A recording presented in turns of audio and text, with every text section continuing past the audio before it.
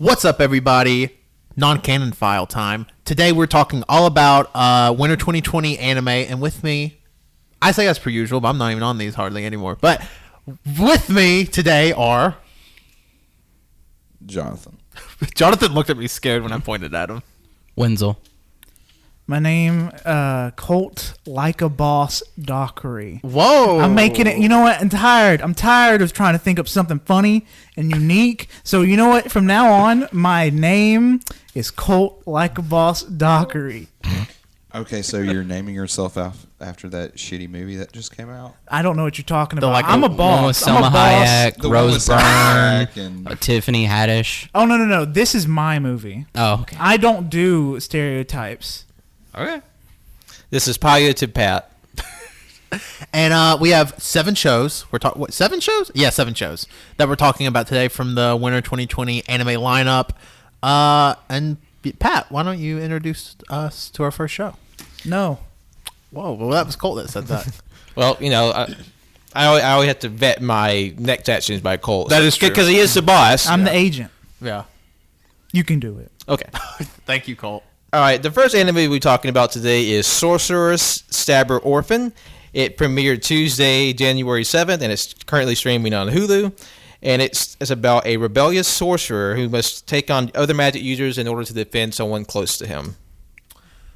So, my thoughts on this. I thought it was decent, I guess. Like, it was very...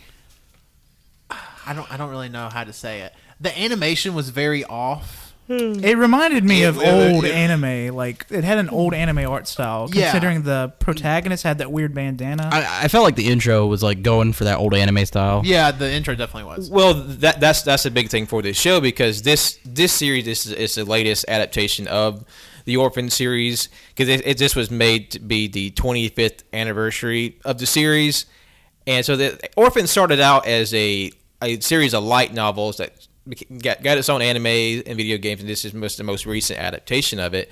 So, like, it's definitely more straightly adapting the art style, which is, of course, seems very dated because it comes from, like, the early 90s to the 2000s, because this anime was kind of like a blast in the past for me, because I remember my cousin and I reading this, like, back in 2003, so this is, like, 17 years later. I'm just like, what the fuck? This is a crazy thing to kind of pull out of the vault. I don't like hearing that 2003 was 17 years ago. That does not seem accurate at all. I mean, I will say it looked nice. I was just I didn't actually know it was a adaptation or it was like a 25th anniversary thing. So I guess that makes a little more sense why it went with the older anime style. I mean, it's nice to look at. It's just like some of the, I guess the magic stuff kind of looks weird to me is what I mean. But, like, I always get thrown off a little bit by, like, CG used in anime. Unless it's done very well. yeah, especially with a 2D. When everything else is mostly, like, 2D, and then you're just like, we're going to just throw like, CGI magic effects. Yeah, it looked weird. It looked kind of... I was watching it, and then, like, the part where they're, like, in tuxedos or something, I looked at my phone, and then I fell asleep for, like, 10 minutes, and then I woke up, I was like, oh, I'm done watching this. It's finished. Which, I don't blame you. Like, my eyes glazed over through this show. Yeah. I was so bored 3 minutes in. I was just looking at Twitter thinking, wow, this is a long... I wish it was 12 minutes. Yeah. Yeah. That was my thing. I guess it felt really plotting and you know, it's a first episode, so maybe it was doing a lot of world building, maybe it was trying to establish stuff. I don't know. A lot of the other animes we watched though did a way better first episode. Oh no, for sure. Like so I mean, it definitely is not the worst anime we've ever watched from one of these things. No. Not even close. But like, it was a very, for me anyways, a very like middle of the road like anime. I'm not going to keep up with it weekly. Oh hell no. So. I have no desire. I don't want to. I don't care. And that was that. It's basically, there's really not a lot. There's not much to talk say. about. There's not even a whole bunch to talk about. Bitch turns into a dragon. Okay. And guess what? At the end of guess what? There's symbolism because at the beginning of the episode and the end of the episode, the same thing happens. And it's like it's hashtag deep. And like her dragon design like wasn't even like that, you know, cool. It Yeah. just looked like a dragon. Which I wonder is again a product of its time, just being from 25 years ago, which would have been. We had way cooler dragons and Which would've earlier been- stuff. Yeah, I mean, true. like even for like 25 years ago, I feel like a lot of this stuff just feels kind of dated. antiquated. Yeah. Like there's just, I don't know, the magic just looks boring. Mm-hmm. And it's like very stereotypical magic too. It's like Yeah. elements. It's like Yeah. oh, the guy with white hair. Guess what? Wind. Yeah. yeah, it was. Take me away from this hell of an anime, please. So, I guess my last statement on it. I guess for me, it was nostalgic. It kind of takes me back to like 2003. Oh fuck, Pat loved it. Sorry. Quiet, tiny person. We're shitting on your taste, Pat. sorry. I mean, Pat. but here's my thing. Like, this wasn't like a series I was like super invested in. It's just like, it's like one of those things, like shows you remember watching from a long time ago. You just like remember because you saw it. Yeah. It's not Yeah. so much like, oh, this was like a favorite, but you know, it did kind of hit like a weird nostalgia button, even if I wasn't like super invested in the series. I will say, if you were a fan of the Orphen series, maybe check it out. But at the same time, I really don't know how well known the series is in the West, because I don't think the manga finished in the States. Because my cousin said he really liked it, but it kind of just dropped. So I think they even canceled it. So, I mean, check it out if you like, I guess, like really sort of simple stuff, or you have like a taste for old style anime. But if you're sort of accustomed to sort of like modern day animation and storytelling and design, this probably won't be for you. Just sort of, you know, maybe sort of give it a glance, but if not, there's plenty of other stuff to check out this season. Oh yeah, for sure. All right, and the second series we're talking about today is Somali and the Forest Spirit. It's streaming on Crunchyroll, and it's debuted Thursday, January 9th, and it's about a young girl who's taken into custody of a guardian golem, and together they travel a verdant world governed by spirits. Absolutely beautiful art. It's Yeah. very, very pretty. Yeah, it first starts off in a forest. The forest is painted. It looks really nice. So like this, at first I thought this was like a very cutesy, low stakes sort of show, and because you know Somali wears like a little horned hood. Yeah. So the forest, I guess. Golem. He's a golem. Yeah, the golem doesn't have like a proper name. But the golem says that Somali is like a minotaur, and it's like, oh yeah, that makes sense. But then and then they go into this huge explanation about, oh yeah, we killed all the humans. Yeah. By the way, that like threw me off. I was like, she's a minotaur. That's weird. Because you know she didn't have horns. I was like, and then it goes in the explanation. I was like, oh fuck, Yeah. he's having to hide her. yeah, and then like we see like this innocent cat like kind of get a scent for Somali. Yeah. It's like, oh, you smell delicious, and like I want to eat you. Yeah. which is like, oh shit. But- Go ahead. I was gonna say later it's turned on the cat's head, which is really funny. Oh yeah. To put this show in the most simplistic terms, it's anime Mandalorian. You're not wrong. I was thinking that the entire time. Me too. I was thinking as soon as I watched it, I was like, "This is anime Mandalorian," which is putting it in the most simple terms. That's very simple, But- it's definitely much more than that. Oh yeah, it's Yeah. definitely like not even close to the same story. But like The only thing that's Mandalorian about it is an older man watching a baby. yeah, but like also like kind of like the Mandalorian, the Golem. I mean, the Golem even says at the end of the episode, Golem's not capable of feeling emotions. It's not like they just can't. And like the Mandalorian's like the stoic, like ha ha ha, I'm big burly warrior man. Wait. But this golem is going to catch feels. Oh yeah, I think that Well, I mean, yeah. he even catches feels right now. Even yeah, like at the very end and it seems like the golem can learn feelings because the golem is like very analytical, like just by the nature of being a golem.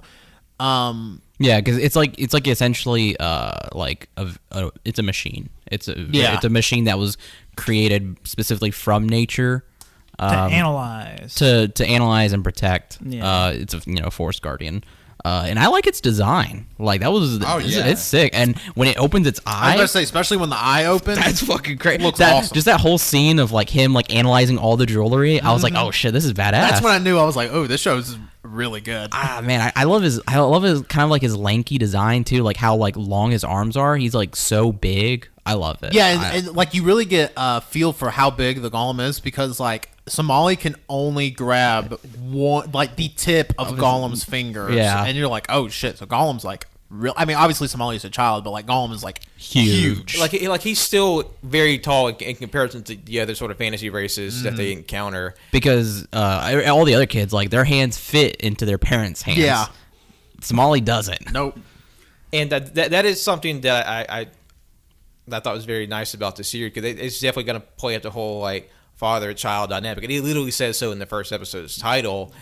And like Jonathan and I, we watched all these together, and even though there's like nothing like super sad about it, it's just, but I got like a little feeling in my chest, like, oh, this is like really sort of like tender and heartfelt. Yeah. But there is a bit of like a tragedy in it, because ostensibly all the humans are gone, and Somali is the last ones that we know of, and Golem is sort of running out of time himself, because Golem's only operative for 1,000 years, and he has there's these cracking. like cracks forming on his arm, so like he's sort of in a race against time to sort of help Somali find other humans, and they just have like a really beautiful relationship, even though he's like on the surface very like sterile and sort of like robotic in his sort of actions and speaking, but he obviously there's something more to him if he cares about the child. Yep.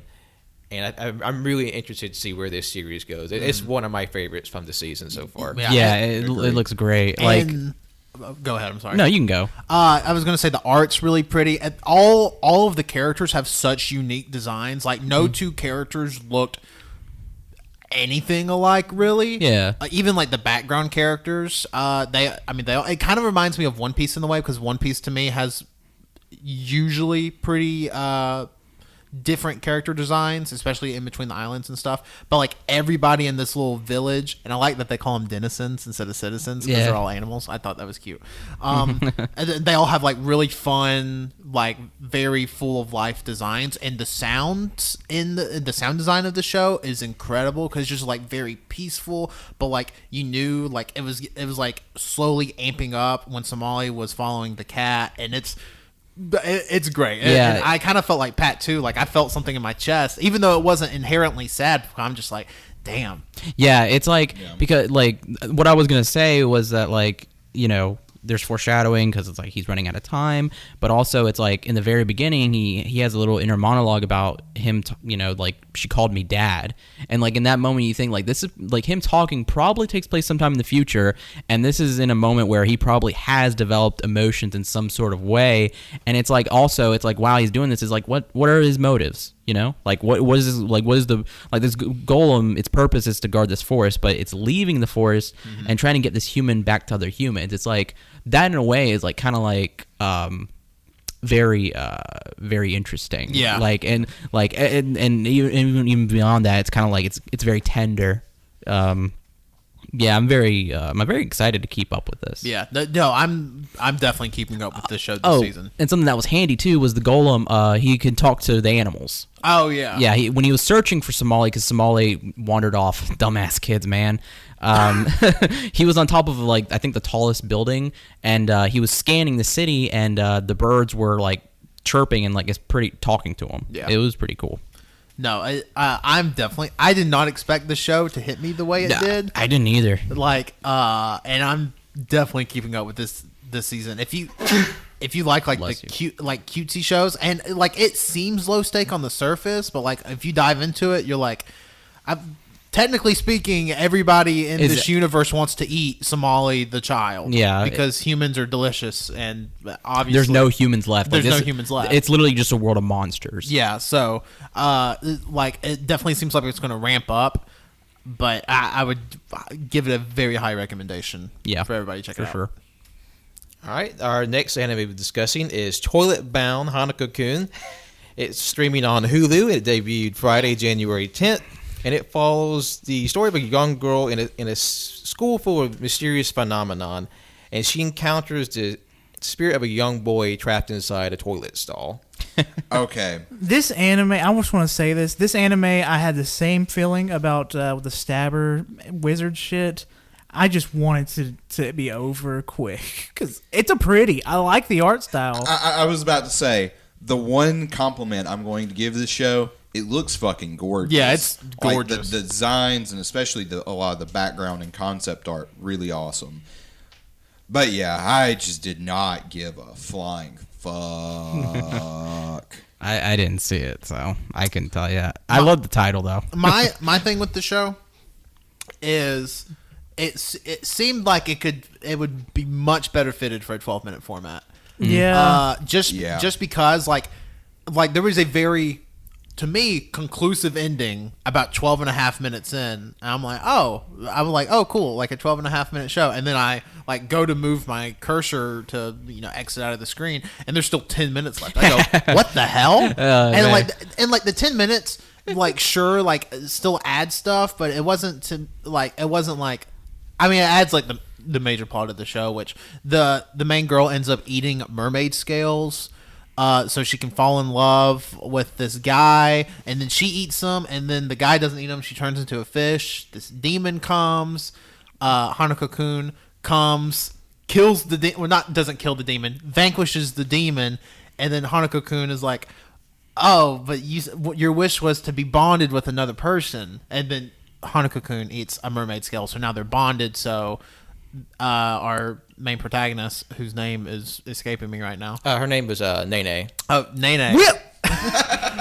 Nene doesn't turn into a fish, because that's the only way, if you eat a mermaid scale, you don't turn into a fish, is if somebody else eats the scales from the same mermaid. Makes sense. Yeah, I got it. Mr. Toilet Hanako-san. What you don't know is that I am super smart, and in that moment, I was able to determine the story. As soon as I said toilet. Toilet. And what's weird too is, and like, I will echo the sentiments. It's a gorgeous show. It's a gorgeous show. Probably top 3 most beautiful shows from this season, just from art style alone. But your opinion. Okay. But it definitely feels like the first half of the episode and the second half of the episode are 2 different shows. Because the first half of the episode's like kind of cutesy, kind of like sweet. It's like, oh, this girl just wants this boy to fall in love with her, so he's doing a whole bunch of shenanigans. And then second half is like demons, mermaid scales. Oh shit, I'm a fish, and it's well. Here's the thing, weird. Tanner. I am so smart that as soon as you said toilet, I knew there were demon and mermaid scales in that show. Yeah, because water, toilet water, mermaid, fish, demon. Yep. Yeah. And I don't have, like, in any sort of show, I don't have to have the characters to be likable. But there's a way you can make characters unlikable and it be compelling. Mm-hmm. These characters got on my fucking nerves. Yeah, I would kind of agree with that. I was just like, can you stop, please? Just stop. I guess, like, what specifically was sort of like troublesome about the characters? It wasn't anything like, I guess, anything inherently, like, quote, problematic or anything. It was just, I didn't like the main girl. She was just kind of annoying, and it's like, okay, yeah, it's kind of cute, but like, can you shut up, please? And like, I hate to be that way, but like, and then Hanako, like, I'm just like, like, I just, so much apathy towards the show. I'm like, I'm just not interested in the plot at all. Yeah, like a yeah, toilet yeah. ghost that does wishes. I'm not into it. Oh man. and the thing is like, I imagine you could probably make this cool. You could, Toilet but ghost. they didn't. But they didn't. It was just kind of like, Yeah. If this show would have just followed Hanako-kun and each episode was Hanako-kun granting wishes of other people, and it was like The shenanigans of those wishes. yeah, just the shenanigans of the wishes and more like comedy based, I guess it would be better. But they're That's definitely trying to make it like slice of life romance. I don't know. That'd which be is yeah. weird. That sounds like that'd be fun. Like, just do 12-minute episodes of him granting, Yeah, like one wish per episode. Which is what the first half of this episode was, and it was. I very much enjoyed the first half of this episode, and then the second half just completely fell off for me. And I really wanted to like the show because, like I said, the art style is gorgeous. There's a scene towards the end that's like some of the best lighting I've ever even seen in anime, and it's You know, that reminds me, whenever you said you thought it stopped at like what 12-minute mark for the stabber one, I was like, there was a part in there that like I felt like it ended, and I remember looking at it, I'm like, there's 18 fucking minutes left of this bitch. I was like, fuck. the stabber one was like weirdly long. It was like almost a half hour. Yeah, I did not. I was not a fan of that. Like, 'cause when I was watching, just seeing how it was formatted, it made me think that it was like a like a Yonkoma manga where it's just like the 4 panels, and it seems like it's a short form manga that kind of adapted into it like in a way that doesn't suit what strength the series may have. Because I don't know if the format it's currently in is suited for like a long term like presentation. Yeah. I think it would be best if they have it sort of like shortened 10 to 5 minutes, or something short to kind of, because like there's definitely a lot of the jokes are sort of kind of like are punctuated by brevity, and there's just like a lot of cuts throughout. Yep. And I feel like there's another show on our list that has a similar kind of like brief format, but it's done in a better way. Yeah. So I guess I feel like I would keep up with it, just, like check it out a couple more episodes, because this is one of my favorites, in terms of art direction alone. Yeah. Because it has just like just a presentation I love with the art, just like with the bold lines and just like these really like lush like colors. There's like pinks and greens that are just really very prominent, and that's just very eye catching to me. It is sort of unfortunate. It has like to me, doesn't feel like it knows what it wants to do, whether it wants to be a romance, a comedy, or a shonen, because he just whips out a butcher's knife and starts going ham on the evil mermaid. So it's definitely an odd bird. I wouldn't call it bad, but No. I definitely don't feel like it's for everyone. But like I said, like with any of these are just our opinions. We're not saying this is a definitively bad. Sure. It's just Exactly. it's just for what our taste. It may not be for us. So, but as with anything, we're sort of giving like a launching point for you to sort of like check out this season. And I'm at least gonna catch a couple more episodes before I make my final decision on the series. I'll definitely give it a second chance, just because the art style really pulled me in that much. And like I said, I enjoyed the first half of this episode. It was just I want to see what they do in like an episode 2 or an episode 3 to see like if it gets its footing a little bit more. If it settles into one lane, I'll be okay with it. Even I don't even care which lane it is, as long as it settles into one. unless it's the wrong lane. Yeah, unless it's the wrong lane. But like it feels very scattered in this first episode, because like you said, it's trying to be a comedy, it's trying to be a romance, it's trying to be slice of life, it's trying to be shonen, and it's very off-putting. And they try to be all 4 of those things in the last 12 minutes. Because in the first 12 minutes, it's just like just strictly comedy. Yeah. And then like in the last 12 minutes, they're like, oh, I have a butcher knife. Oh, I think I'm in love with you. Oh, we're in high school, and it's very weird. So like there's other series that sort of hit all those points, but this one feels like it's trying to do everything once and just kind of not succeeding in any of them. Yeah. So I would give it a hesitant recommend. I would say go look at it just because the art's great.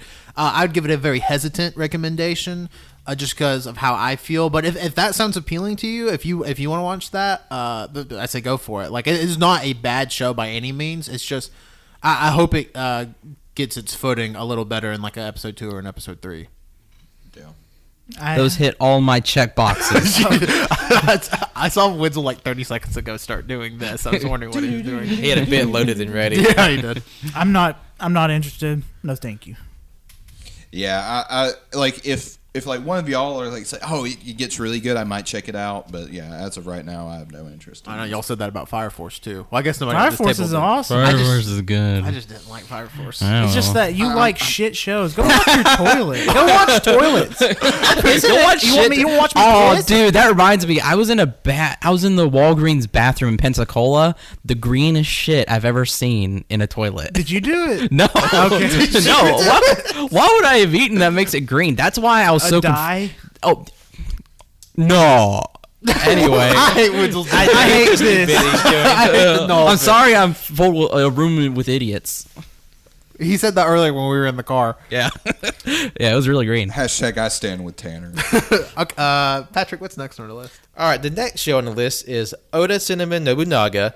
This is streaming on Crunchyroll. It debuted Saturday, January 11th, and it follows the feudal Japanese general Oda Nobunaga, who is reincarnated as a Shiba Inu dog in the modern era. I had no clue what the show was about, but as soon as I saw the Oda Nobunaga at the beginning of the show, I was like, I already know what this is about, and I'm into it.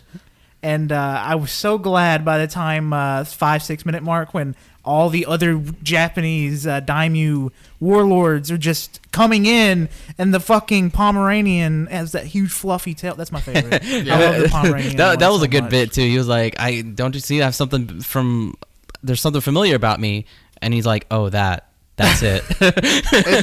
This show is really good. I will say because I would say we would get into the plot, not really one. Yeah. I would say the first half of the episode is kind of focused on just Oda being like, oh shit, I'm a dog. Oh, I kind of like being a dog. Yeah. And then like the second half of the episode is just like a bunch of these like 30 to 60 second shorts of just like Oda and Owner just doing all sorts of things. Bits. Like there's one point where Oda like watches like a dramatization of like his death, and he's like, that's not how I died. Yeah. And like he goes to the other dogs and talks about it, and I mean it's great fun. It's a super, it kind of reminds me of Honda a little bit, just because like it's like there does seem to be a little bit of a plot on a per episode basis, but like and some of the bits from earlier do feed into the later bits, but like overall it's low stakes. They're dogs. Yeah. They're Shiba Inus. They're Pomeranians. They're dogs. There's French bulldog. French bulldog. bulldog. There, Because there's 6 dogs, including Oda, because he's a Shiba Inu. There's a French bulldog, a Pomeranian, a poodle. Yeah, there's like a weird. there's a poodle. mix. There's like a Long ass dog. there's a long dog. That's the only dog. I think that's Is that an Irish settler? no. That's a. I think that's. It's kind of like a Lassie type dog. I think it's kind of a. I don't think it it's was a Afghan. Borzoi. I think it's Afghan, or maybe that. Well, a collie has a long face, but it's not that tall, and it's kind of like a rounded fluff, like a Pomeranian. This has like it's a very tall, very thin, narrow face, but kind of like with long, dragging hair. That's probably As- a Borzoi. As you can tell, we're very, very. We need to know. I should ask this. my sister about that dog. If there's She any knows dog about experts dogs. out there listening to this, please tell us which dog the long. Go the watch. long Go dog watch the was. show. The dog's name is Julian. Yeah, these dogs' names are amazing. Oh my god. Oh my god! The, Fucking Charlie. the French bulldog. The French bulldog is named Boo. but hold up, the French bulldog also lied to Oda and said, "My owner named me Blue-Eyed Demon Dragon." And Cinnamon's like, "What the fuck?" And it's like, "Come on, Boo." He's like, "What? I don't answer to that name." And then, Very but good. then he's like, but Boo's awesome. I Yeah, love Boo. Yeah, he's like, "Boo's just as good." Also, since Boo is the reincarnation of Date Masamune, he has like an eye patch, so he just has like a spot where his eye would be. But the dog only has one eye too. But like, Yeah. he's like, oh, this dog's like a cyclops. He's badass. Yeah, and then the Pomeranian's named Lucky. Oh my god, it was just so funny because he was like, I have something else from my. Don't you remember this? Because in his uniform he had like this really big like hair, and he's like, I have something from my past too, and it's just his tail, and Oda's like, that's it. Also, there was a wiener dog. That was There was a wiener dog, Gilbert. Gilbert. Yeah, that was the one I was like, Gilbert. I love Gilbert. The- we didn't even see much of him, but I love him. Yeah, the show is very good. Like it. I mean, when I tell you it's low stakes, there's no stakes. It's not even low. It's that It's there's a dog none. show. It's literally a bunch of warlords who are now dogs, and they're getting together and they have like their meetings. Yeah, at And the they dog are park. so fucking petty. They- It's so great. They're so petty, but they're also so fucking funny. Yeah. Because it's like they're not like really aggressive warlike. They're just like, we're dogs now, so we just gotta work with it. Yeah. What I'm about to say sounds like an insult, but it's not. It is not an insult to the show at all. The ending is by far the best ending. Oh. It's the best part of the show. The ending, And it's is- the best ending. I knew as soon as I saw it, I'm like, Colt is going to shit his pants. I when he lost sees my this. mind. Because the ending, the ending OP is literally just the real dogs that the dogs in the show are based off. It's literally of. Cinnamon, Lucky, and Boo, and it's just video footage of them doing dog stuff. Yeah, Real dog. Real fucking dogs. real dogs set to just some random Japanese I song, don't- and it's God, it's And so then good. when the credits end, there's like a fun little bit with real dogs talking to each other. Yeah, this is like they have like a little segment that's sort of like prefacing the next episode preview, and it's just like footage of Oda Cinnamon sitting on a little pad, and then Boo is like, and Oda's like, I'm a warlord. I'm too graceful and regal to be a dog, and Boo's like, hey, put your paw up, and he's like, ruff, ruff. Yeah. It's so I would watch the same show just with live dogs. Oh, yeah. Oh yeah, Yeah. for sure, for fucking I love sure, Air man. Bud. Like, oh my god, and then the camera work to get the footage of the dogs is really fucking good. Yeah. it was actually It's really a model good. dog. It was like people were like using It was like the animators were using like drones and stuff to get really good footage of their That's dogs. exactly what they were using, I think. And it's way too like nice for what they were going for. I would have been fine if it was iPhone footage. I mean, fuck. There was even a shot of the dog that would be Cinnamon on a hill. And it was like very picturesque. Yeah, it was so beautiful. It was very good. So if you can't tell, we love the show. I give it a high recommendation. Yeah, it's really if you good. want just a low stakes, fun, no stakes at all, just show. I give it 4.5 dog buttholes out of 5. A lot of dog buttholes. Because Lot we had a joke running that if you want to play a drinking game with this anime, take a sip every time you see a dog's butthole because it's just gratuitous 2-camera butthole. But I will say it's not like asshole. It's like just an X. Yeah. It's a cartoon. It's dog a funny. Yeah, fun, this is cute. like a very kid-friendly show, I would say. Yeah. And because when I was making this list of just like some of the anime that stuck out to me from the posters alone, I didn't even read the synopsis for Oda, because as soon as I saw the poster, I just busted laughing because it has all the dogs floating around. It has like Oda looking back over his shoulder, but like the camera, like the focus of the poster is straight on Oda's like butt, and it's actually they've drawn it detailed like a puckering dog butthole. Oh my god! And I just laughed in the middle of work looking at it. It's like, okay, this is going to list no matter what the hell happens. Well, obviously we were going to love it when the show was based around dogs. I heard the name. I was like, Cinnamon. That sounds like a dog's name. And then Colt told me about it. I was like, fuck. Yes. Yeah, Oh. it's very good. I don't know if it's going to be in my weekly rotation, but I'm definitely going to make room to watch the whole show. Like- I will watch it all at some point. Yeah, like if it just stacks up and then it's done, I'll just make a day where I just watch it. Because I mean, like I said, it's no stakes at all. Like there's no. I mean, the plot is Oda's a dog. I don't know. And Cinnamon wants to get what's his name? His sworn enemy. I don't the know. person who killed him. The- Or no, the person he thinks that killed him. Oh yeah. Yeah. It was a good bit because he was like, "Let the past be the past," and they're like, "What do you think about him?" He's like, "I hate him." I will end him. God. It's, Oh, and there was another good bit where he was like, "It's boring. I'm gonna go dig." This is really fun. he's like, I love this. It's so good. I like I said, I give it a very high recommendation. Yeah. All right, the next anime we're talking about is Dorohedoro. It premiered Monday, January 13th. It's streaming. It's streaming on Japanese Netflix. You may have to look around for it for yourself or wait for it to come. I think it's coming to English Netflix in March. That can't come soon enough, in my opinion. Yeah. So. But Dorohedoro is about a man who's cursed with a lizard's head, and he must battle sorcerers in order to regain his face, his life, and his memories. In a post-apocalyptic world. And Yeah. and this is a series I've had like kind of my sights on for several years, and thanks to Colton Winslow, I was able to get the first 5 volumes of the You're manga welcome. for Christmas. Merry Christmas. Yeah, thank you again for that. And to me, it's one of my favorites this season because there's such a contrast in I guess the energy of the show and the visuals of the show, because the visuals it's like this very like dilapidated, gritty, like Yeah. impoverished world, like deeply like broken. But like all the characters that are just like super super kind of peppy and just sort of like lighthearted, but it's also punctuated with like really grotesque fights and violence, and like it's even more so in the manga where it has like a very like scratchy, gritty art style, and like even though it has such a clash of like tone and visual, it doesn't hurt the series at all. No. It does a thing where it works with 2D animation and a 3D CG animation. Yeah. And I think it looks pretty good. It looks very Yeah. it looks very good. Usually this stuff looks like shit. We were just talking about how 2D and CG clashes in that stabber shit anime. It does not clash at all here, in my opinion. It's beautiful. And I got one more thing before someone else wants to talk. I hate looking at the female friend of Kaido? Kaiman. Dude, her face freaks me the fuck out. I feel you. I've seen her like because I skimmed through the manga before I give it to Pat, and like I watched the intro.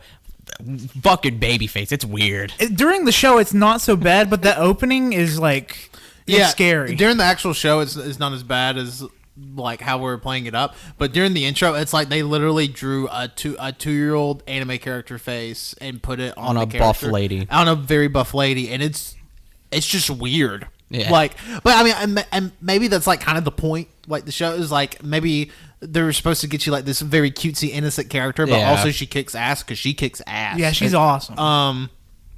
And when Pat says the show is like grotesquely violent, yeah, my God. There's a point in the first episode where Kaiman has like this masked person in his mouth, and doing the whole bit. But then this, I guess they're sorcerers. How do they describe them in the show? Well, in the show, they're sorcerers because there's the whole, which is this the primary setting of the series. It's just the deeply impoverished, like stratified sort of city that normal people live in. But the sorcerers, they occupy like a neighboring dimension, and they travel into the whole through the use of their magic. And there's normal people. There's also these very like grotesque and monstrous looking people. That's because the sorcerers, they travel to the whole in order to experiment on humans to gain mastery over their magic. And what Kaiman and the Kaido are doing is that they're systematically finding each sorcerer they can, so they can find the person who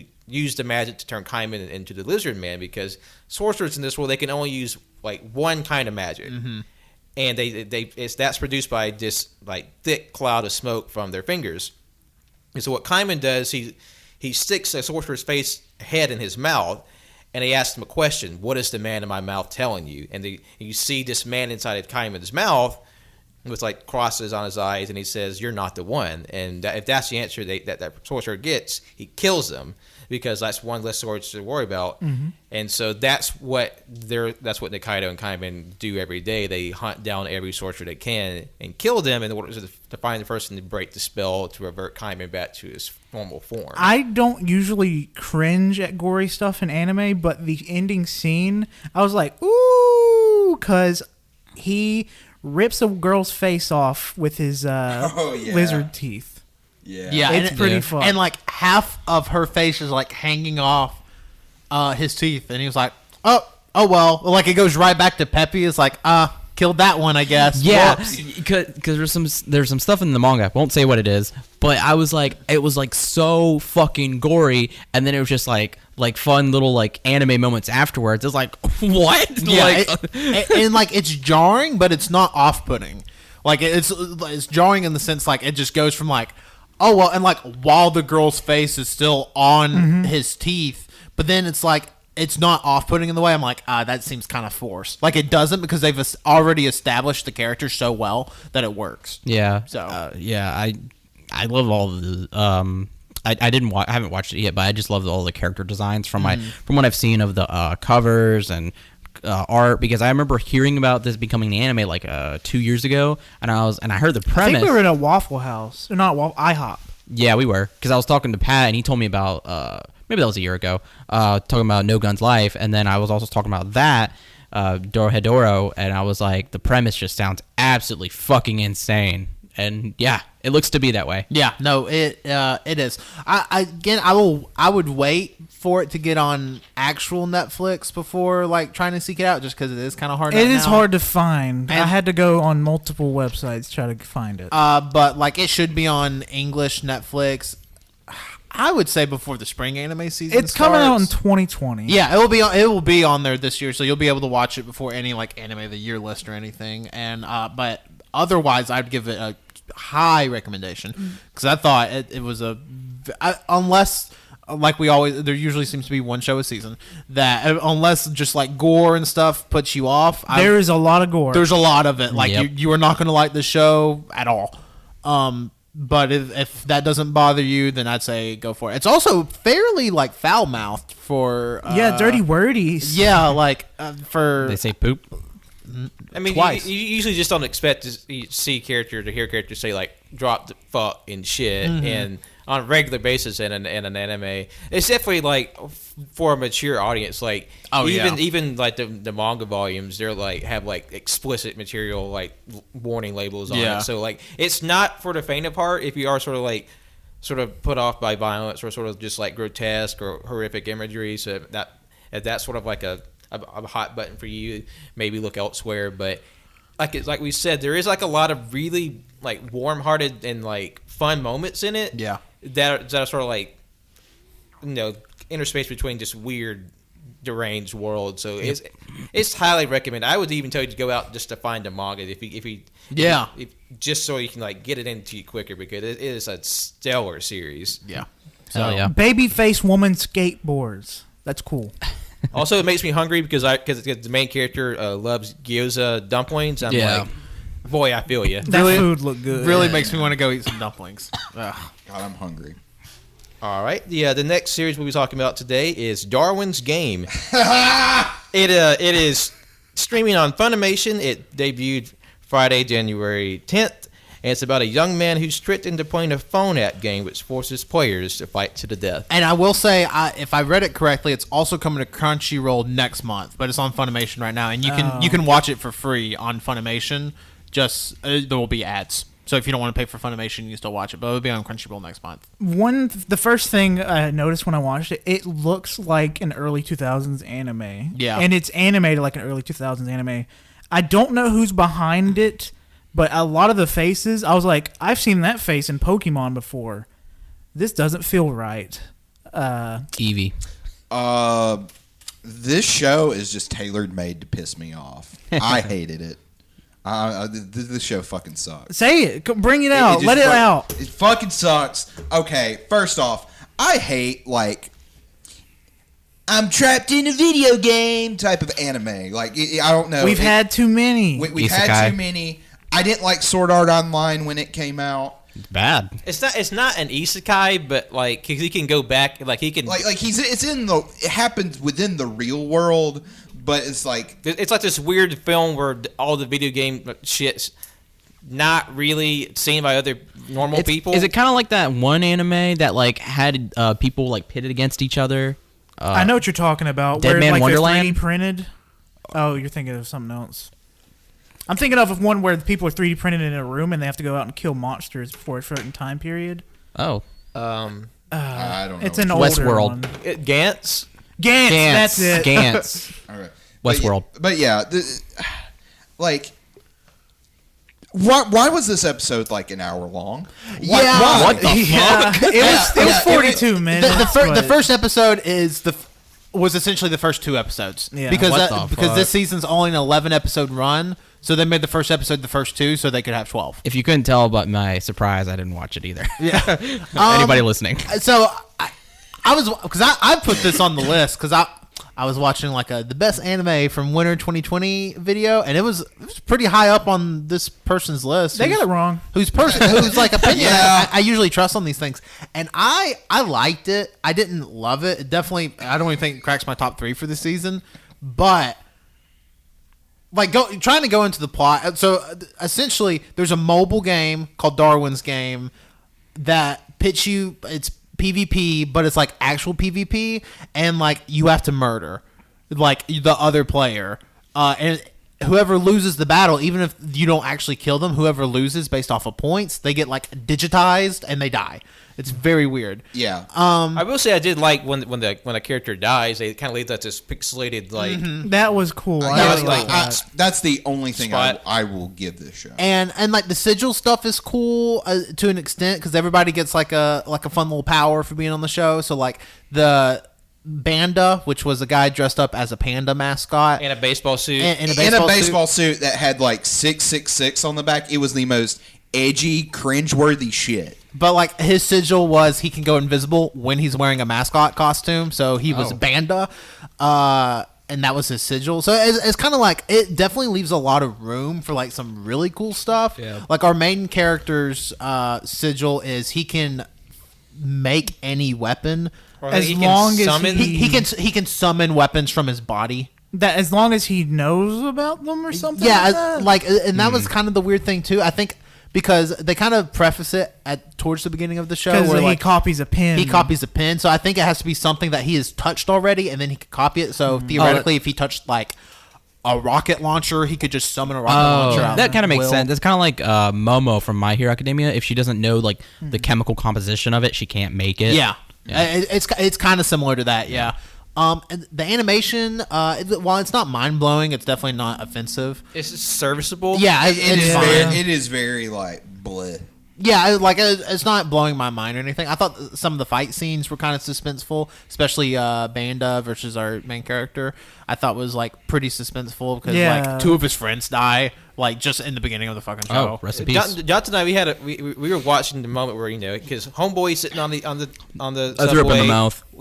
Just on his phone, and then like the game starts and you just see Panda Man just like zoop, just pop into frame, and he just sees a guy in a panda suit with the 666 on it, and he's walking towards him with a knife, and he's just like, that's neat. He's just like, is this because of the game? And it's like, it takes him like 30 minutes in the show to realize like, oh shit, I think this game may be bad. yeah, like the main character is just kind of like frustrating at first, and then all of a sudden he's like this strategic genius. I'm like, fuck off, show. Yeah. Also, like the dubstep soundtrack can fuck off. This is not 2012. I thought the soundtrack, kidding. it wasn't I don't care. offensive, but I was like, it's very much like late 2000s, early 2010s, like just your run of the mill anime soundtrack. I don't even remember it at all. The soundtrack.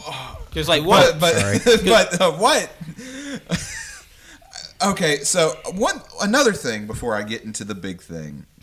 I want to scream at it too, Jonathan. Well, let Jonathan get his thing out. I think we should probably like go through it, like go through the show, and then like have like the big the big fuck yous part. Yeah, because like homeboy, he's like running throughout the whole thing. He's able to, get past the Panda Man. Like he defeats him without defeating him. Like he has I'm not a trick. Like he's able a car accidentally hits Banda, and then because Banda was invisible, and then Banda dies. And the people get out of the car like, what did we hit? There's just a high school student there? There's a dent in my bumper? They're like, there's a huge dent in my car. And then it's like, well, we have to get to the meeting. And then they get back in the car and just leave. What a fucking stupid. And Banda like reappears and it's like, I can't believe a rookie defeated me, and then like digitizes and dies. I don't know. It's a while. Sounds like that's essentially the first episode because it's a double length episode, and then like homeboy's like, well, that was crazy. I'm living in like on a mat on the floor now, I guess.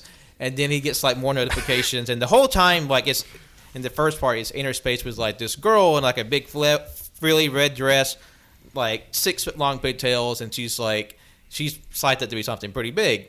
And so he gets a text from her, and she's like, I'll tell you about the game. Come talk to me. And then they start talking, and then like it's like, I'm going to figure you out. I'm the undefeated queen, and I'm just a badass bitch. This was the most frustrating fight scene I've probably ever seen. And like her power is like she stops fooling around. She starts fighting the main character, Kaname. And then her power, she has like this chain with 2 spikes at the end that she can control and fling around. So like she's chasing him around. She's kind of putting him in a desperate situation, and this is one of sort of the criticism is that like there's just a lot of padding in that fight because like it should be obvious like what sort of trappings are, but he's still like walking through the whole thing, and that's when he has like this like brain blast, and he just like figures out how to use his powers perfectly. It's literally a brain blast moment. Like, cannot play that down enough. Like, it's such a change in character in that moment. He's like, oh my god, I don't know what to do. And then all of a sudden he goes, dumbass, I know what to do. And it's so weird. Because like because as he's like running away screaming, there's like this second voice that pops up between his inner monologue. It's like, you know what to do. You're smart. So like it's like this. He like just has this inner desire, I guess, comes out in this desperate moment or something. It's his inner Dom. And then he figures out he uses power, and he gets the edge on her, and he pins her down. And then she surrenders. She doesn't die, so she just surrenders. Yeah, because he's trying to figure out who's responsible for this game, and he's not going to kill anyone, even though the point of the game is to kill people. Yeah, and surrendering is the only way that neither player will die, is if one of them surrenders. Yeah. Well, this is where I realized, like, probably 5 minutes ago that this is where the incel part that Jonathan was talking about before we got to recording. Yeah. But, like, on top of, like, the stuff we're about to get to, like, I was straight up playing on my phone, like, most of the time, and would just, like, look up, like, every, like, 5 minutes or so. I knew exactly what was going on. Oh, yeah. I was not lost at all. I know. I've realized it the first time. I'm kind of like, this dude isn't going to die. And, like, it's very cut and dry. Like, all right, this is where we're going. Buckle up. And Jonathan, I want you to introduce the moment. Please. Okay, You keep building it up. So like the last like minute of the show, Not even a full minute. I would say 30 seconds. it gets okay. So it starts getting weird when she surrenders because she starts talking about things of like, well, I've got to submit to him, I got to obey him, and things like that. I'm like, oh, what the fuck? This is That's weird. what she has to pray. So because she didn't die. Yeah, because in she the didn't duel. die, so now she has to like serve him.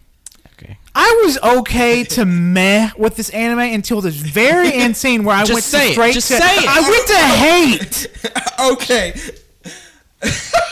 Oh my god. It's so ridiculous. let me compose myself because okay, so the guy just like passes out on her fucking titties, and she's just like, what? And okay, so then it cuts. It's like hard cut. It cuts to him waking up. She's butt ass naked, head on his dick. What? No, hold on. He's wearing pants. Not even the bad part. He's wearing Wendell. pants though. He's wearing I mean, pants. he's wearing pants. but she's butt naked. No shirt, but she's butt ass naked. Her ass just in the air, like literally cradling her head on his crotch. And just like, oh, what is this? Yeah, and it's like, what's going on? And I mean, he's like freaking out, and she like crawls up to him like all sensual, and she's like, God, fuck. Please, God, don't tell me what this is gonna.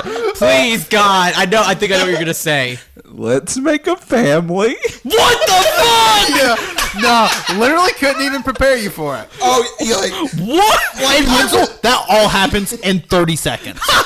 Yeah. Like from him passing out to in credits, 30 seconds. So all After of she that says, shit "Let's happened. make a family," the credits roll. Yeah. yeah, and like I wasn't like super on board with the show. I felt it was kind of like edgy bullshit, but I was like, whatever.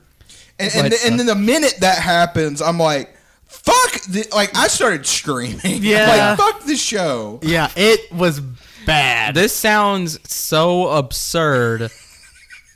It doesn't sound real. Like I like. Does it kind of give you like the Cats effect where you're like, well, I kind of have to see I it kind of now. want to see it now. Like that's You so. don't. It's a waste of your time. Well, If you want to see it, just watch like that. Like That 30 seconds. yeah. Because like, so because like absurd. everything that happens to get up to it, it's kind of like, you know, it's just really just I don't care about super that. generic anime bullshit. But then like the last 30 seconds, like it's just like buck wild.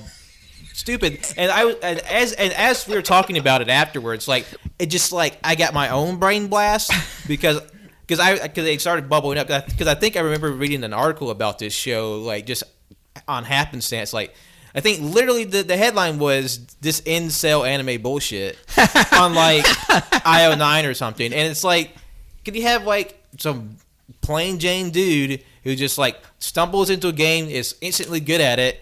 And then he takes like the best way to game a girl, and then she loses, and then she's just completely subservient to him, and it's just Yeah. like what a bunch of horseshit. And we didn't even mention like so one of his friends that dies, his sigil was he can see people's like heat maps. So like he could see Banda, Which is a really, really OP skill. yeah, and he could see people's auras, and he was like, main character, you have the best aura I've ever seen. Oh, fuck off. And it's like, oh, of course, this dude's going to yeah, be just it's absurdly so- OP. He's It's Lucario. so fucking trite. It's so fucking trite Yeah. and so just Oh my god. derivative, dumb, and then just like I shit you not. The exact line is, "Let's make a family." And no, it's that in that That cadence. is so It's disgusting. absurd. It is Like- absurd. Let's make And a like, family. if those last 30 to 45 seconds don't happen, it's fine. Yeah, Yeah. it's like a straight like 5 out of 10. Yeah, it's like a fine, straight middle show.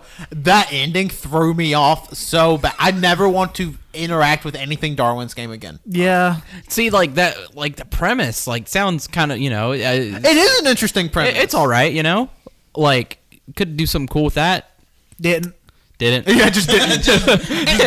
And the thing is, I mean, we technically gave this anime 2 episodes. This is a double-length episode, and it's very clearly That'd be 2 so- episodes 1 and episodes 2. Very yeah, so- they're not like blended together. No, same not way. blended Oh my together God. at all. That'd be so fucking funny if like the next episode they have is like a time skip and they're older and they have a family. Wow. It's so fucking You know, I believe it. I think that's what happens. I don't want it to be confirmed. I don't care. I just think that's exactly what happens. That's so I bet the pigtail anime girl, she probably sniffs sniffs her kid's toes. What happens when she Oh goes my to God. the bathroom? Does her hair just get in the piss and shit floor?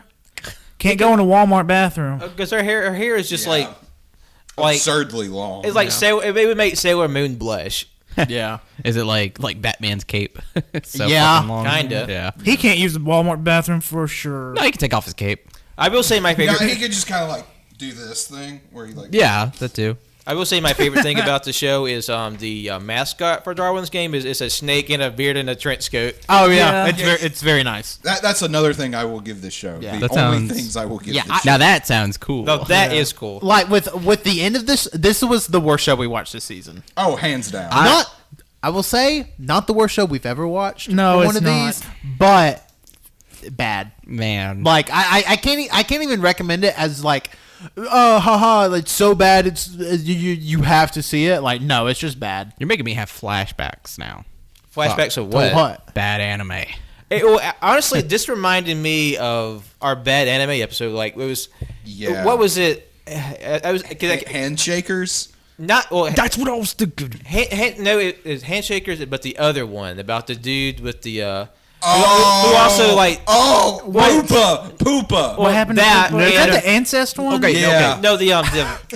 No, no, I'm getting flashbacks now. We It's watched the this one. No, it's the fucking one with where they had the rip off stand and he beats the best girl Yeah. and he domineers her with her lobotomy Yeah. thing. His- Whatever that bullshit was called. His power was like I don't remember the name. world I know domination, I know whatever. what you're talking about. all three rolled up in this shit. And plus, we were watching it at like 720p, so it was just look super Oh, grainy. that's being. It was like 320p. Oh my gosh. This- It was bad, Man. So it was just like, Yeah, that was one thing with Funimation's website is like, it's for some reason just very intense on any device and like nearly impossible to get like a full HD stream, especially for something that's almost an hour of your life. That's the thing about Hulu as well. I don't know what the fuck they do to their anime, Yeah. but it's always terrible. Yeah, and it's quality. just the anime. Yeah, the live normal shows are fine. Well, no. Even regular cartoons. Well, no, Parasite looks great on Hulu, and so does One Punch Man. I think we had trouble Most with Hulu, anime, but I think it's just like maybe our connection in our TV because I never have any trouble with like if I'm on my phone watching Yeah. Yeah. But It's also it's a smaller screen. Yeah, so it's easier. No, to the only anime that comes to mind with that is Tokyo Ghoul. The quality is like absolutely god awful. Yeah, because I don't even think Tokyo Ghoul is like available in H. I don't know. it's not. I mean, you can get it on Blu-ray. Yeah, so- Blu-ray. Yeah, besides Blu-ray. buying it from Blu-ray. But yeah, it's the quality that's in is just awful. And then Hulu, fix whatever the fuck that is. Please. yeah, please. But also Hulu, thanks for throwing up Jeopardy Greatest of All Time tournament. I missed the last 2 episodes. Hulu thanks you for being a service. All right, Pat, let's get to our last show. yes, our final anime of the day is Keep Your Hands Off Eizouken, or Keep Your Hands Off the Motion Picture Club.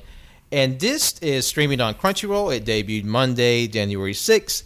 And it's about a trio of girls united for love and animation and their desire to make their dream anime a reality. This feels like a movie. It feels like I'm watching a movie, and I love every second of it. I'm going to say something absurd, and I don't know if anybody else shares this sentiment with me. This is the best first episode of an anime that was not already pre-established to us we have ever watched for one of these. I don't really know. I can't say. I was Yes. going through our list of the last 2 years, and there is not a show that has stuck out to me like this. I would say maybe a Pop Team Epic, just because I had no prior connection with a Pop Team Epic, but combine animation and just the character likability and just the art. Oh, good lord, the art!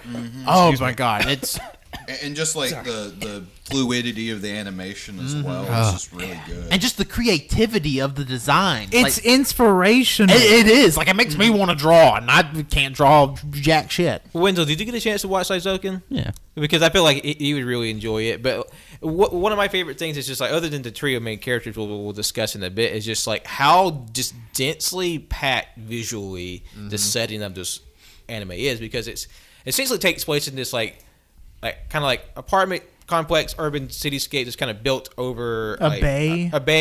and a river, and how it kind of feels like it's Japan in a microcosm, because how Japan is very sort of tight corridors with its sort of like urban architecture. So like you have all these buildings sort of crammed together, and it's sort of just like, as I said in the show, they're sort of just put in place without any real like forethought. And it sort of just has this really dense, vibrant city that's just like, it feels rich to explore. And that's what inspires the main character, Asakusa, and she sort of like is inspired to draw just from like her city, and she has like this very vibrant, like adventurous spirit, but she doesn't really have quite the confidence to do what she wants. But she's kind of spurred into action through her best friend Kanamori, who's just like a very sort of like, what's to say? She's very like money hungry and scheming, but she's kind of like also very like drab and sort of like a better way to explain her character. Kind of like April from Parks and Rec. April. Who's?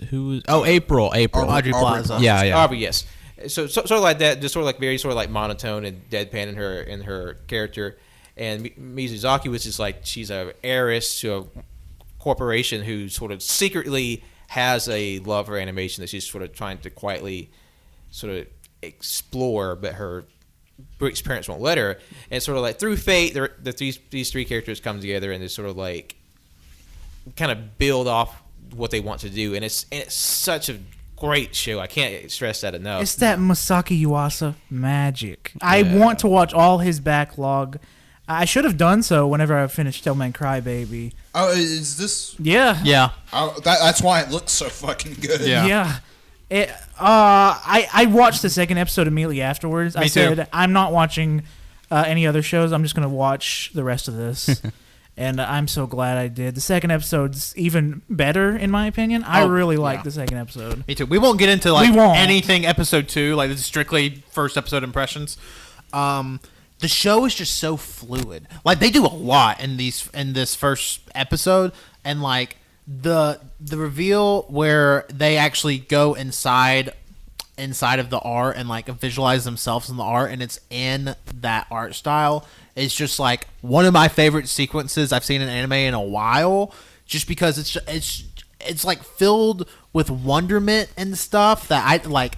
Like, I'm 24. Like, I don't really get that anymore from anime. Like, I don't feel like this overwhelming joy and wonderment from anime. I guess Mob, to an extent, kind of makes me feel stuff sort of like that. Is wonderment a word? It's a word now.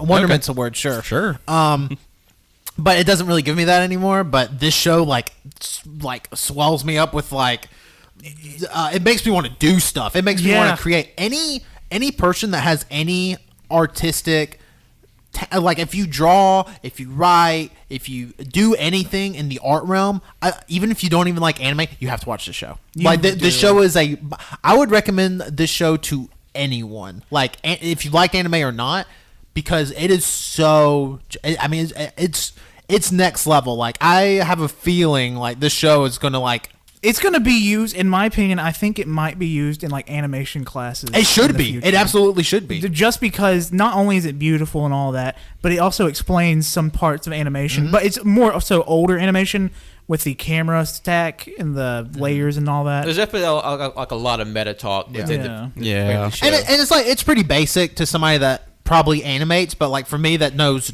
nothing about animation besides what I think looks good and what I think looks bad. I learned stuff from this first episode, and just like the designs, like the little dragonfly, the helicopter thing is it's just so cool, and just, man, I can't get enough of the show.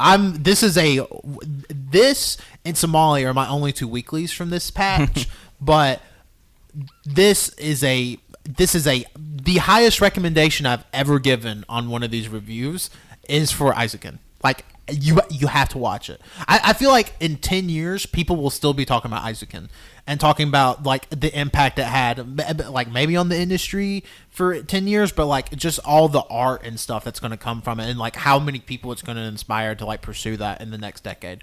And, God, you gotta watch it. You have to. Yeah. What was the girl that, like, the final girl that came in? Mizuzaki. Her story I really kind of vibed with, because she's essentially like a fashion model who, like you said, it is like she has rich parents, and like they want her, like, when it comes to clubs, they want her to join, like, live action film club or stuff like that, but they don't want her to join an anime club. And then there comes a part 2 where she just whips out a sketchbook and then she just shows off, like, character designs, fashion, studies of human anatomy and stuff like that. And I was just like, and she just talked about how her parents don't want her doing this. And I was like, God damn, like I feel that, because like most of my drawings and stuff, I don't really focus on like concept design, the main character does. I focus more like on characters and studies and stuff like that. And I was like, damn, man, I really get this. Like, and then the way the two of them connected, and like just combining their concept with that, I was like, fuck me. Like it, like Tanner said, like it made me want to draw. It made me want to just stop everything, just draw and create a whole new world. And it was like, and that dragonfly helicopter ship thing, like that aircraft. was like Tanner said, it was so freaking cool. It was just so great, and like the way they kind of transport themselves to this world. And what's so important about this, because you get all these movies, all these shows about these people who want to be artists, and usually the common thought of being an artist is like you're eccentric, you're weird, you're like creating like these weird paintings, or like you're a dancer or something, and it's like you're doing these really abstract stuff that you're trying to get it so badly into like a gallery. It's like nobody ever talks about the concept artists or character designers or these like people who like work really hard to do like this stuff for movies, books, TV shows, animes, video games. It's like those are like the basis of the whole thing. Yeah, I mean, they're like the artists that do create like that, this like stuff that we consider abstract, weird, surreal, like what people would consider high art. They're real artists, but the people who do like concept design stuff, they're just as real artists too. And this, I think, is very, very inspiring. And like you said, I think this will be talked about in the next decade and so on. Yeah. Because it's just wonderful. Yeah, it would have to take like a nosedive in quality. And since, it's Masayaki Yuasa. Masaki Yuasa. Yeah, like I doubt it. I didn't even like Devilman Crybaby from a plot wise, but like I can look at it and tell like, oh, okay, like this show has something to say, and it's gorgeous and beautiful. Like I get that. This show resonates with me more, and maybe it's because I'm just usually not a huge fan of like super gory and over the top violent anime. But this show, Eizouken, is so good. It's like another, like this is for sure low stakes. I guess you can consider high stakes is like, it's low stakes for now. I feel like it's gonna be high stakes by the time. Low stakes in terms of like general terms of like plot, because like it's about these three girls kind of like trying to start a club and sort of make something. So like they're not gonna have to worry about like a fucking meteor. Yeah, no. So like in terms of like stuff like that, I'm thinking more like I'm predicting here like sometime they're gonna make a film or something. And they're gonna have some troubles with it, with like maybe their warehouse or something like that. Like the high stakes are like they lose their sketches, they have nowhere to make it, stuff like that. That's real world stakes, real world stakes, and like to in the realm of average anime that is not high stakes, but in this show it's such high stakes, and like it makes you actually care. Yeah. I immediately fell in love with the characters, like because they're also likable in their own way. Yeah, the main character is like baby. Yeah. The weird thing, I just want to say this, I related to her a whole lot because there was two scenes that moved me very much so. Is one where she's laying on the couch watching anime and she talks about how she realized that someone actually animated this. Yeah. Made the world. And it's not just like created just out of nowhere. Yeah. And like and like her watching that show was the moment of her going like, oh, I want to do this. Yeah. Like it was literally like her artistic breaking realization. point. Yeah, motivation. She's like, I want to do this. I want to make this is what I want to do like with what I'm doing now. Like this is where I want to put it to use. And I really loved how she was just wrapped up in a blanket like she was literally a fucking baby drinking whatever her drink was. I love that. And like you said, whenever she said like somebody animated my world, like I get that because it's like there's just some sort of media, something like for me it was Saga. I looked at it, I was like, this is like something like I want. And it's here right in my hands. Yeah. and it's like, and you want to be a part of that by like not being a part of that exactly, but like making your own thing. Yeah. And yeah. There's another beautiful scene. It's when they're in the Dragonfly helicopter thing, when they pass through the building crack and then you see the horizon. It's Yep. like a huge, It's like literally beautiful meteor shower. Yeah, they're like in the stratosphere. So Yeah. fucking like cool. literally infinite. I think like represents like infinite possibilities. Yeah, of the art. exactly. Oh my god! Like I'm getting chills talking about it. Like It is so good. such a good show. Like like I said, I give it my absolute probably the highest recommendation I've ever given for any show on here ever. I will say something too about the girl, the main character's best friend, really tall. Kanamori. She something like I like her character because like she does seem kind of schemy, and I'm kind of like on the fence because she is kind of like wants money, but also it seems like she actually cares. She's very direct. She sort of gives because she's sort of detached from the whole thing. She's able to like do everything with a conviction and a direction that the other two lack, especially Asakusa. I mean, I feel like she's a great foil and like motivation for them, even if she's not like, hey, I give a shit about art, but it's just like by like I guess a side effect. She's like the push that they need, and she's like she is fundamental to this. Yeah. But just something else too is that whenever both of the two characters are talking and stuff, I kind of feel like there's like secretly something kind of like boiling inside of her, like I don't know, like she kind of reminds me of like somebody who wants to be a part of like like being like that being creative and being like artsy and stuff. They want to be a part of that, but they can't. But so like to be a part of it, they kind of like help fund it or push it. She's really passionate about what her friends do. She just could not give like that's not her. Yeah. But like she's like very much passionate about what her friends are passionate about. So like anyways, it came across like this to me where she's like, you know what? I don't really care about anime, but if you want to pursue it, you should absolutely pursue it. I think your ideas are great. I think your drawings are great. And it's just like a very supportive friend. Yeah. Even though she is kind of like, if I can make money off of it, this though, will make a lot of money, which it's kind of like, it doesn't seem from like a make money from like a bad place. Like I think it's more of a humor thing. I She's trying not so. to be too serious. I think so too. Yeah, it comes across to me kind of like a Mr. Krabs sort of Kinda, thing. And I know yeah. I bring up SpongeBob a Mr. lot. Krabs. I don't know if she would. Well, Mr. Krabs is explicitly Greedy. exploiting. True, especially in later stuff. I'm talking like early Mr. Krabs where they first gave him. No, Mr. Krabs is a piece of shit. I've watched. He's a greedy. He's Disney. He's a greedy little fucking Are crab. you saying He's a late capitalist pig. Mr. Krabs is Bob Iger? But yeah, I give this show the highest recommendation possible. Yep. Like absolute essential weekly viewing. Yeah. All right, I was going to ask before we wrap up for today, if we go around the horn, what would be your top 3 recommendations for this season, starting with Tanner? Eizouken, number 1, super easy. Number 1, like I said, absolutely recommend it. Number 2, I'd actually go Somali, just because it is it seems like it's going to get kind of dark. So I'm really It's gonna be excited. real sad. And like the art style kind of reminds me of the art style I envisioned in my head when I read the Redwall series. I don't know if anybody here is familiar with that series, but yeah, it kind of reminds me of that, especially with all the creatures and animals and stuff. And I'd say number 3, kind of a surprise. I'd say Oda Cinnamon, just because.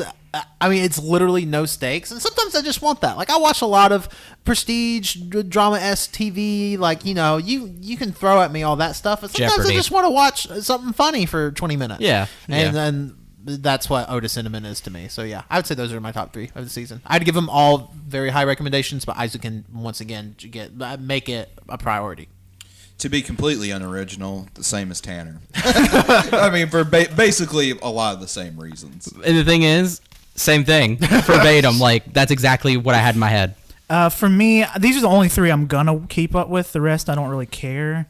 1, Eizouken. 2 would be Dorohedoro. I fucking love that. Oh fuck! I forgot about Dorohedoro. And Oda Cinnamon. I'm only gonna keep up with those 3. The rest can go to the wayside. Sleep in the ocean. Darwin's Game's number 1. Oh, whoa! Yeah. Okay. I think I'm on Darwin's game now. Top Surprise. 10 best show ever. For me, it's Eizouken, because I just loved sort of the contagious collaborative spirit that we saw, and just sort of like The scene that really vibes me is when they do that whole sketchbook exchange. You're just like, oh my god, you're so good. No, you're so good. Yeah. I love And that. I've like seen that happen within our friend group before, and like that's it. That's what happens. Yeah. It's very relatable. Number 2 is Dorohedoro. I love this series because the reason why I put Eizouken ahead of it because it just came out of the blue, just knocked my socks off. Because Dorohedoro, You didn't even have it on the list, Pat. I had to put it on there. Because I literally didn't see anything about it. It's just on a big wall. It was just a name on a list for me until I got more on it. And number 3 would be Somali and the Forest Spirit because that's just a tender-hearted, like lusciously animated series, and I think that will really sort of work over your feelings. Because for episode 1, I was already feeling it. So Yeah. Me too. there's just more to come. Those are my most anticipated series for this season. Yeah.